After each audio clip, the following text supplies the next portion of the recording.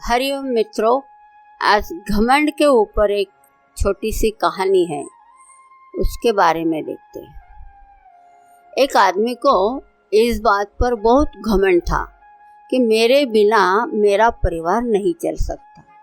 उसकी एक छोटी सी किराने की दुकान थी, उससे जो भी कमाई होती थी उसी से परिवार का गुजारा चलता था, क्योंकि पूरे घर में कमाने वाला वह अकेला ही था।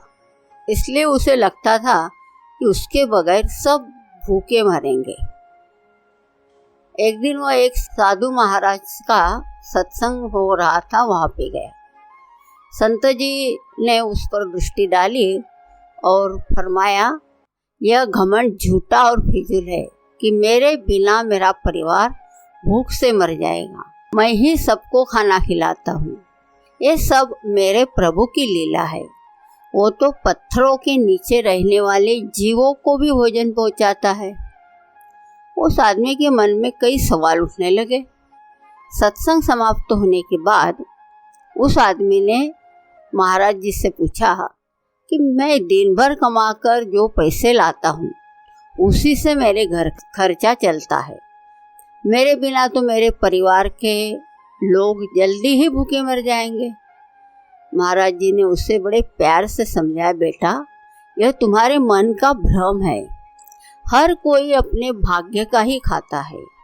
वो आदमी बोला, यदि ऐसा है तो आप मुझे साबित करके दिखाइए।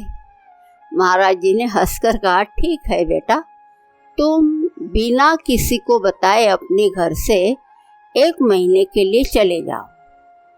उसने पूछा कि मेरे परिवार का ध्यान कौन रखेगा? महाराज जी ने समझाया कि बेटा, परमात्मा सबका ध्यान रखता है, तुम्हें यही तो देखना है। वो चुपचाप चला गया और कुछ दिनों के बाद गांव में ये अफवाह फैल गई कि उसे शेर खा गया होगा। उनके परिवार वाले उनको कई दिनों तक ढूंढते रहे और रोते भी रहे, लेकिन उसका कुछ पता नहीं चला। आखिरकार गांव के कुछ भले लोग उनकी मदद के लिए आ गए। एक सेठ ने उसके बड़े लड़के को अपने यहाँ नौकरी दे दी। गांव वालों ने मिलकर उसकी बेटी की शादी कर ली। एक भला आदमी उसके छोटे बेटे की पढ़ाई का पूरा खर्च देने को तैयार हो गया। 1 महीने बाद वही आदमी छिपता छिपाता रात के वक्त अपने घर लौटा। पहले तो घर वालों ने भूत समझकर दरवाजा नहीं खोला। जब वह बहुत गिड़गिड़ाया और उसने महाराज जी से हुई सारी बात बताई तो उसकी पत्नी ने कहा कि अब हमें तुम्हारी कोई ज़रूरत नहीं है, अब तो हम पहले से भी ज़्यादा सुखी है। उस आदमी का सारा घमंड चूर चूर हो गया। वह रोता हुआ महाराज जी के पास पहुंचा और कहने लगा कि मुझे माफ़ कर दीजिए। महाराज जी ने बड़े प्यार से कहा, अब तुम्हें अपने घर वापस जाने की क्या ज़रूरत है? बेटा, इस जगत को चलाने का दावा करने वाले बड़े बड़े बादशाह मिट्टी हो गए। दुनिया उनके बिना भी चलती रही। इसलिए अपनी ताकत का, अपने पैसे का, अपने कामकाज का, अपने ज्ञान का घमंड फिजूल है। अब तुम्हें बाकी का सारा जीवन भगवान की भक्ति में, लाचारों की सेवा में लगाकर इसे सफल करना है। वो आदमी महाराज जी के चरणों में गिर पड़ा और रोते रोते हुए बोला, आप जो भी कहेंगे आज से मैं वही करूँगा।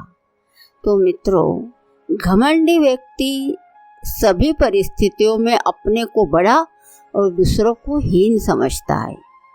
घमंडी व्यक्ति को इस बात की गलतफहमी होती है कि उसे सब आता है और वह दूसरों से महान है।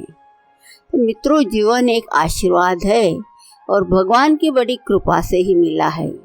इसलिए भगवान के प्रति कृतज्ञ होते हुए जीवन जिए।